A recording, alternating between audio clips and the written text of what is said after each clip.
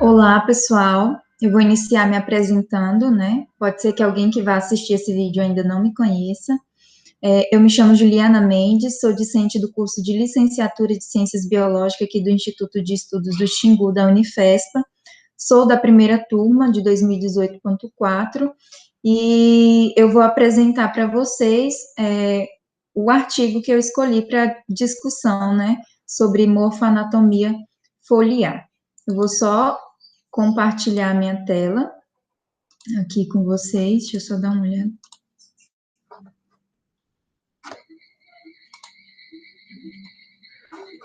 Beleza. Vou botar aqui.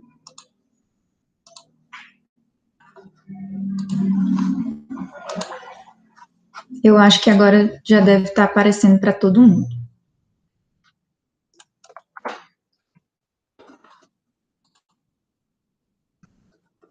Tá.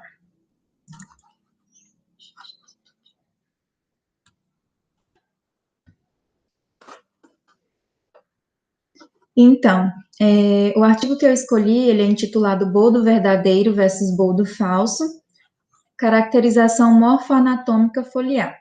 É importante ressaltar que o trabalho é de Ribeiro, Conceição, Aoyama e Furlan. Foi divulgado na revista Visão Acadêmica, volume 18, de 2017. Então, basicamente, o que a gente vai fazer aqui é caracterizar essas duas espécies, diferenciar ela, tanto o boldo verdadeiro quanto o boldo falso. Com o aumento da comercialização, né, do uso e da comercialização do boldo e de outras espécies de plantas medicinais, aumenta-se a rigorosidade, né, a fiscalização, e aumenta essa necessidade de haver uma, uma correta identificação dessas espécies, né? E a correta identificação dessas espécies, ela vai diminuir, né, a intoxicação pelo uso desse fitoterápico, porque uma incorreta análise, uma incorreta identificação pode causar intoxicação e também pode causar a inocuidade do fitoterápico. Ou seja, não, você pode estar usando aquele fitoterápico e ele não vai estar fazendo efeito, né? O boldo, ele é um nome popular que a gente usa para distinguir espécie, para determinar espécies de diferentes famílias e gêneros, né? Um exemplo é o boldo verdadeiro, que a gente, do gênero Pelmus, da família Monimiaceae.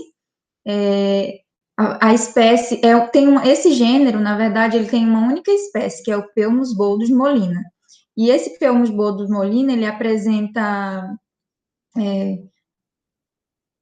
como que diz? Ele apresenta ações contra distúrbios hepáticos, colelitíase, contra colelitíase, que é ali as doenças renais, né, que a gente tem, pedras nos rins, propriedades diuréticas e anti-inflamatórias. Ele combate também náuseas e constipação intestinal. Outro gênero que a gente também vai falar muito é o Plectranthus, da família Lamiaceae.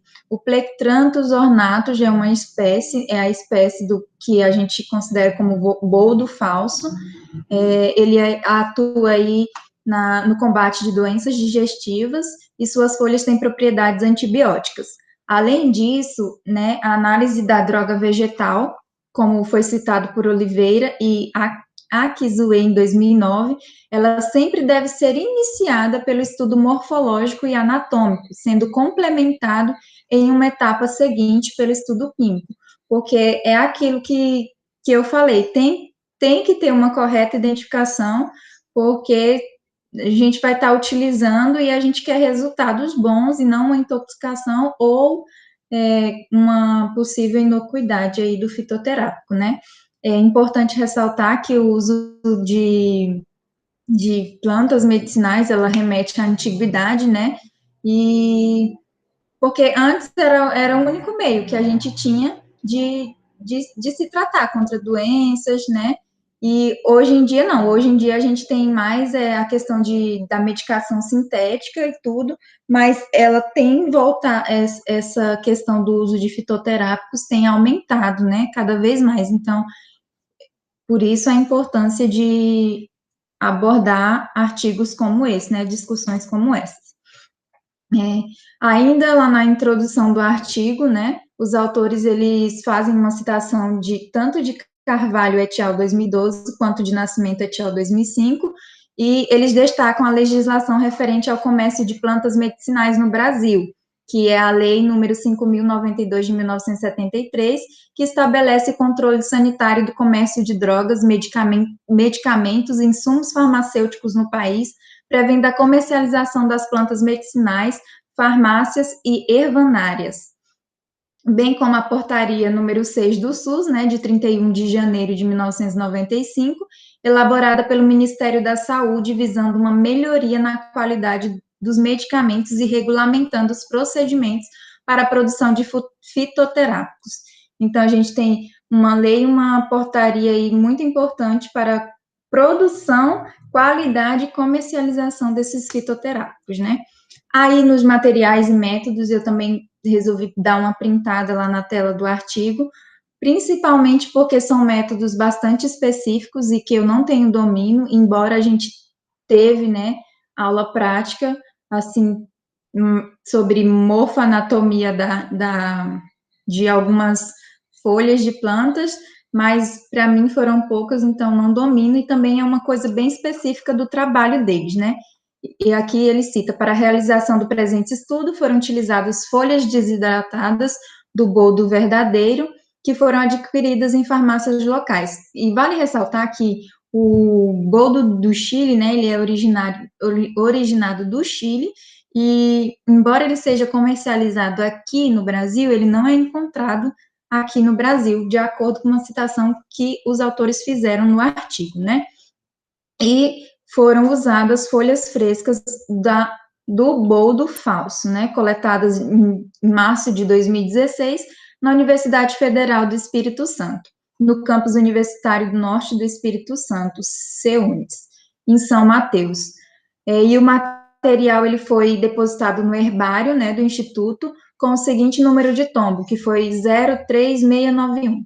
Para o estudo morfológico, né, aí das duas plantas foram analisados caracteres relacionados à venação, tipo de ápice, base e margem, segundo as terminologias de Hickey.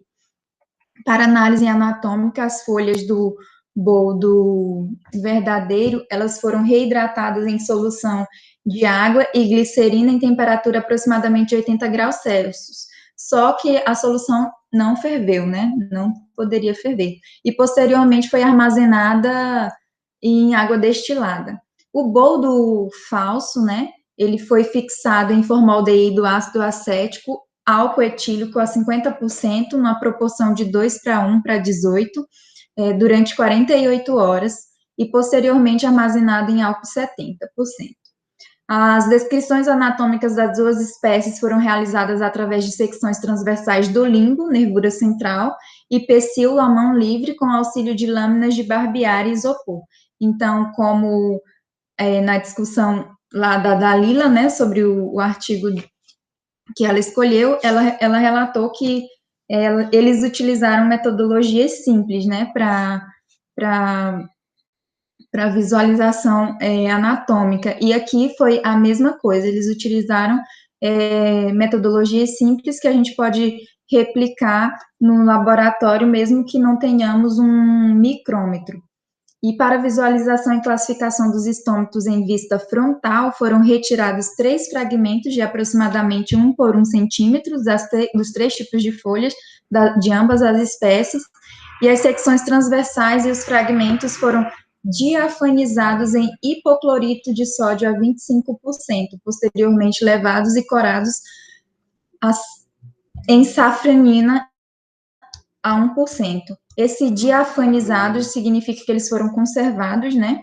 E também foi utilizado o teste de Sudan 4 para confirmar a presença de lipídios tanto em pelmos boldos, que é o boldo verdadeiro, e plectranthus ornatus, que é o boldo falso.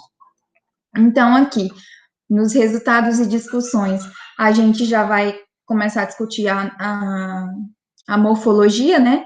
E aí ele nos dá aqui a fotografia da folha do Peumus boldus, que é o boldo do Chile, boldo verdadeiro, e aqui do Plectranthus ornatus, que é o boldo falso, né? Na classificação dos autores, eles evidenciam que ambas as folhas são completas, pecioladas, e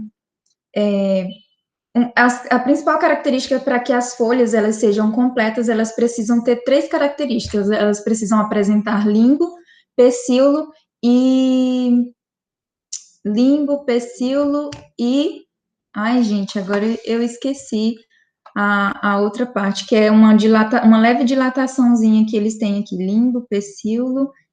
Depois eu lembro, se eu lembrar, eu volto e falo para vocês.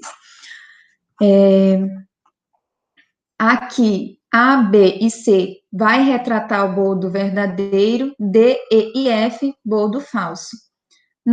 Tanto na parte adaxial e abaxial da folha, do boldo verdadeiro, a gente vai encontrar uma superfície áspera, principalmente na face adaxial. Porém, nas duas a gente pode encontrar superfície áspera.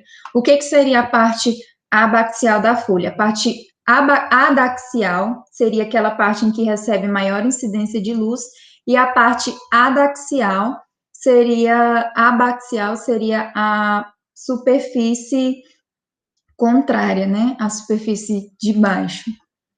E para a folha do boldo falso, a gente encontrou que eles apresentam superfície pilosa, tanto na face adaxial quanto na face abaxial. Tá.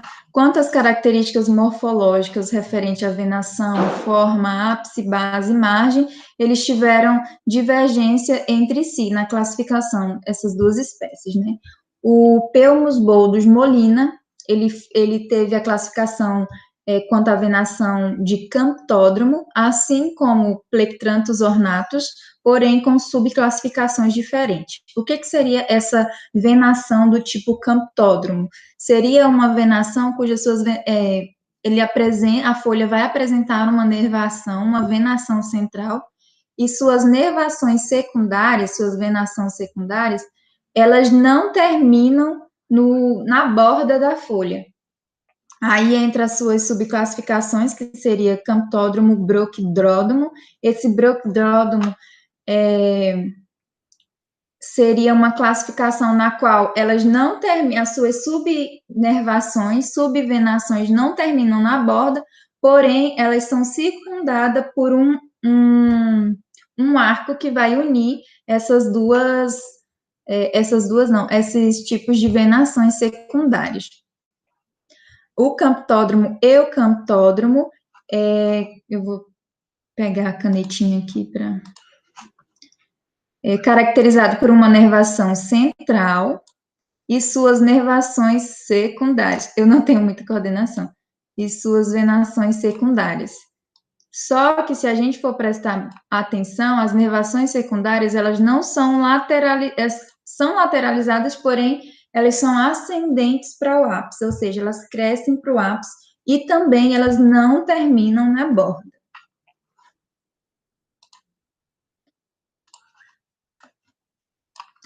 Beleza. Deixa eu pegar meu laserzinho aqui de novo.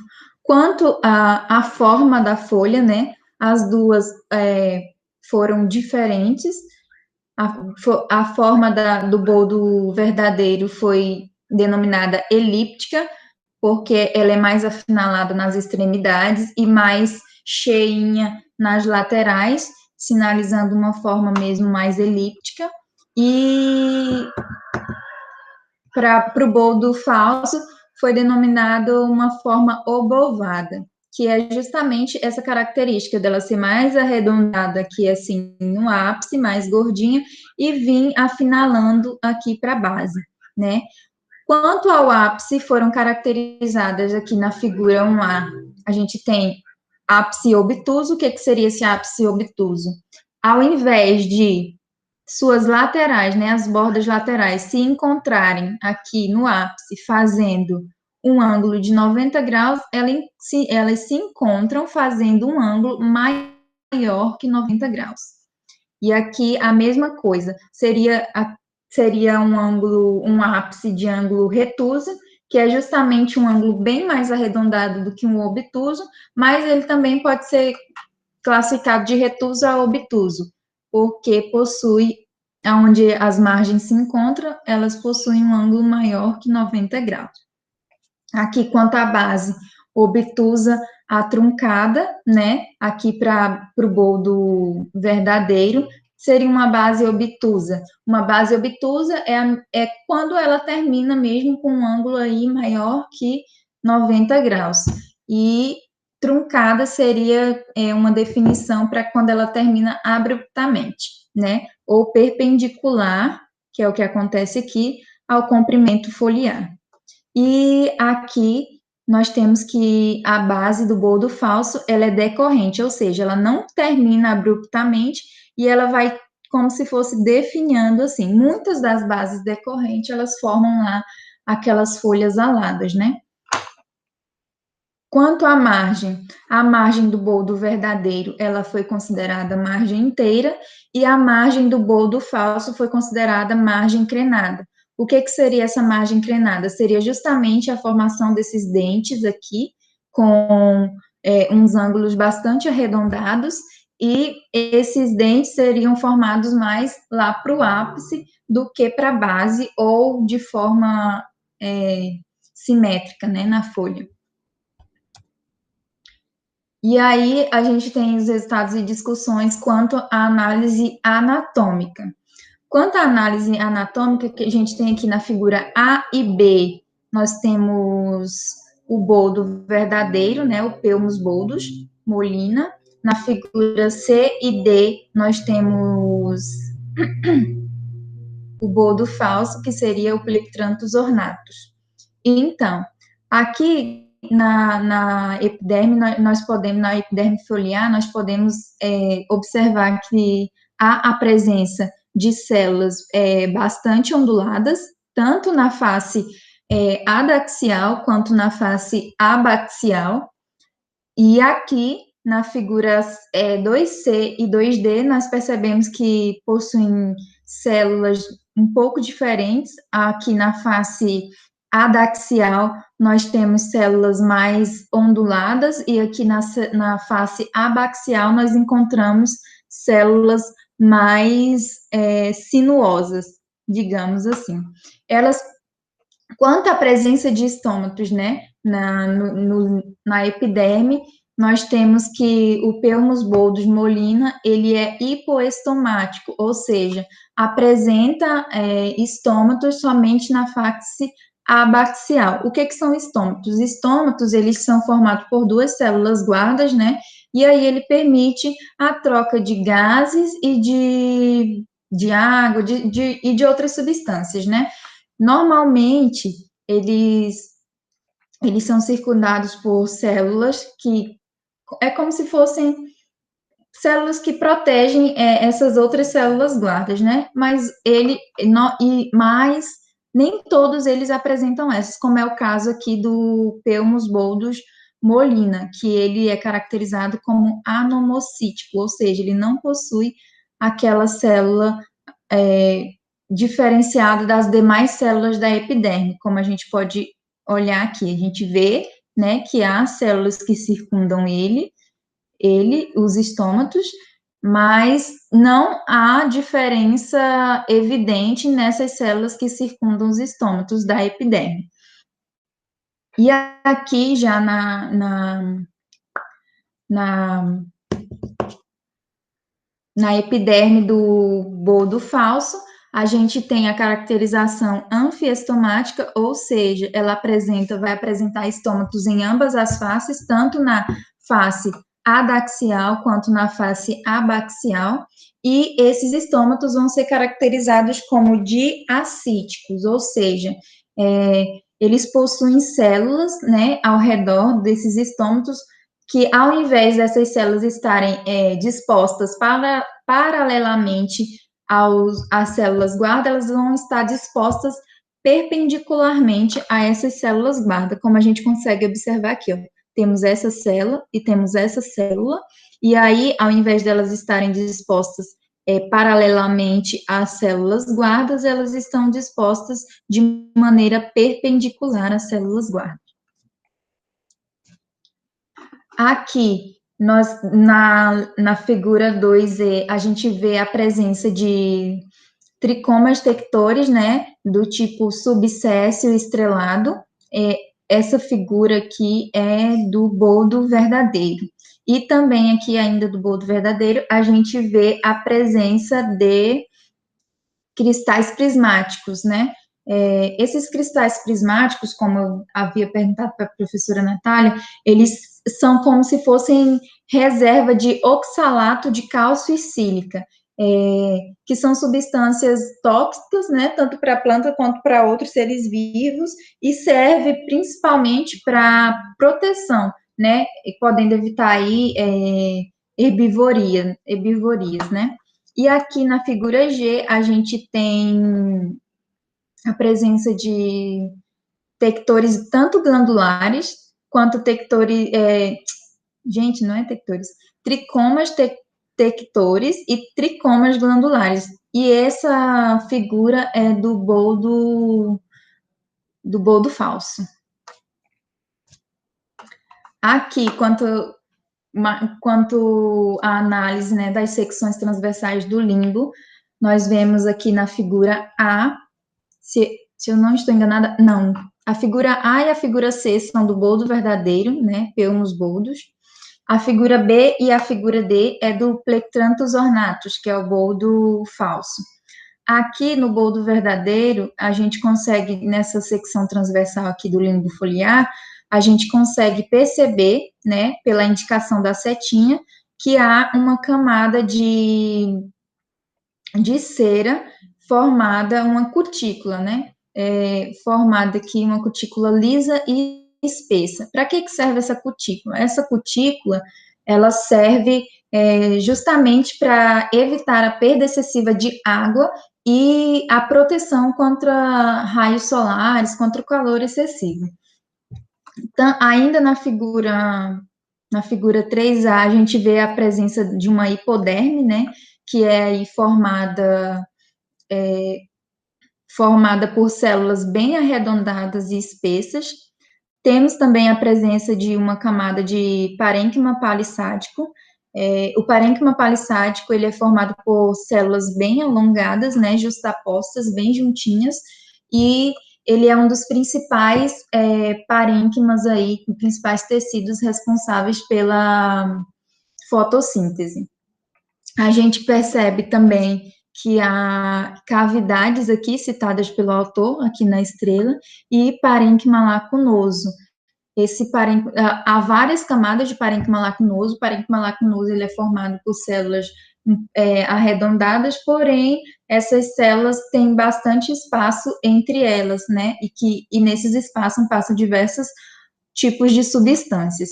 Aqui na figura B de uma secção transversal do limbo foliar do boldo falso, a gente tem a presença também de uma cutícula lisa espessa. Temos a presença indicada aqui pela seta vermelha de um tricoma tector multicelular, como que dá para perceber aqui, ó, que tem uma divisãozinha aqui entre a base e o pedúnculo, se não me engano. E aqui nós temos a presença também indicada pela seta verde de tricoma glandular, né? E a gente dá para ver a diferença entre essas duas através dessas duas secções aqui, que essa aqui é menos homogênea, né? Menos homogênea do que essa aqui. Aqui ela é formada por parênquima clorofiliano, né, que é responsável aí, principal responsável pela fotossíntese, e também tem feixes vasculares, né, colaterais, que são aí circundados por esclerênquima. O esclerênquima, ele é um tecido de sustentação e suporte mesmo para a planta. Aqui nessa secção transversal da nervura central do boldo verdadeiro, a gente percebe um feixe vascular, né? O que seria esse feixe vascular? Por onde passa aí o floema e o xilema. E feixes vasculares mais laterais também. Aqui a gente vê também a presença de um feixe vascular mais centralizado, porém aqui também conseguimos ver a presença de um parênquima angular, né?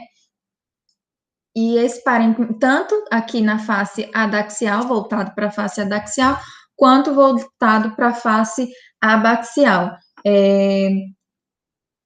Esse tecido, né, esse parênquima angular, ele é um dos principais, juntamente com o esclerênquima, um dos principais tecidos de sustentação e suporte, principalmente porque a composição dele tem aí lignina, que é uma substância muito recorrente em plantas. E aqui, ó, dá para ver claramente a presença de tricomas, né, tectores, e aqui quase não há, mas há aqui, ó, a gente vê aqui a presença de um tricoma tector bifurcado, né. Aqui, né, nessa secção transversal do pecíolo, não é mais da nervura central, é do pecíolo agora, nós podemos ver que há um feixe colateral mais centralizado e dois feixes de suporte, né, que também é do tipo colateral, e aqui nós temos esclerênquima, né, que seria aí, eu não sei se seria esclerênquima ou parênquima palissádico, né? Mas o que ele quis frisar aqui é justamente esses dois feixes vasculares acessórios, né? E aqui, ó, nós também percebemos feixe vascular mais centralizado e dois feixes vasculares acessórios. Como eu evidenciei, a presença de tricomas é bem mais evidenciada no pecíolo do boldo falso do que no pecíolo do boldo verdadeiro. Aí também, deixa eu ver se eu falei aqui do parênquima. Falei. Quanto, né, à presença de tricomas, eu não sei se eu já caracterizei os tricomas, mas os tricomas, eles são como se fossem prolongamentos, né, da epiderme foliar, e eles possuem funções específicas como absorção de água, nutrientes, sais minerais, principalmente nas regiões ali da raiz, né, mas aqui a gente está discutindo mesmo a questão de tricomas foliares, e está ligado também à proteção, né, e também à secreção. De A, a figura de 4A a D, nós temos aí tricomas do boldo verdadeiro, do pelmus boldus. Aqui nós vemos a presença de tricoma unicelular tector bifurcado. Aqui nós temos um tricoma unicelular tector, e aqui nós temos temos a presença de tricomas bifurcado do tipo estrelado.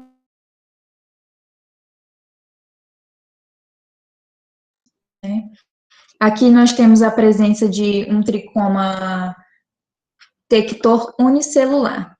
E já da figura E a H, nós temos aí os tricomas mais evidenciados, os tricomas glandulares do boldo falso. Aí na letra E, nós vemos, né, a presença de um tricoma glandular com pedículo bem alongado. Na letra F, a gente já vê um tricoma glandular com um pedículo menos alongado, um pedículo curto. Há também a presença de tricoma tector multicelular, aqui, ó, dá para ver onde há a divisão de uma célula para outra. E aqui a presença de um tricoma glandular digitiforme, né, multicelular também. E aqui, na letra H, a presença de um tricoma glandular com secreção do tipo céssio. Aqui na figura 5A, nós temos a hipoderme, né, do pelmus bolus, do boldo verdadeiro, com a presença de cristais prismáticos. Como eu já falei, os cristais prismáticos são os principais, é onde armazena substâncias como o oxalato de cálcio e sílica, eles são a substância tóxica que pode atuar aí na proteção, evitando herbivoria. Na figura B e na figura C, a figura B é do boldo verdadeiro, a figura C é do boldo falso, há a presença de gotículas de lipídio. E aqui na figura D, a gente tem a presença de cristais prismáticos, de um cristal prismático, mas essa secção é do pecíolo, se eu não me engano, do boldo falso. Do boldo falso, tá descrito aqui, ó, boldo falso. Tá, como conclusão, né, além da contribuição aí que esse trabalho tem para comercialização e para correta identificação, constata-se que ele apresentou diferenças morfoanatômicas significativas quanto à venação, à forma, ao ápice, à base, margem, localização e tipos de estômatos e tricomas, formato das células epidérmicas, da nervura central e do pecíolo, constituição do mesofilo, quantidade, tipo e disposição dos feixes vasculares no pecíolo. Portanto, gente, eu acho que meu áudio não gravou, mas tudo bem, vou terminar aqui. Portanto, tais informações podem contribuir para a diagnose do boldo verdadeiro e do boldo falso comercializados, além de fornecer informações para pesquisas relacionadas ao controle de qualidade de drogas vegetais. Esse trabalho é de Ribeiro Conceição, Aoyama e Furlan, divulgado na Visão Acadêmica, volume 18, em 2017. Deixa eu parar o modo de apresentar, voltar aqui e parar de gravar. Então, gente, fica para próximas discussões. Vocês assistam meu vídeo, pelo amor de Deus. Até a próxima.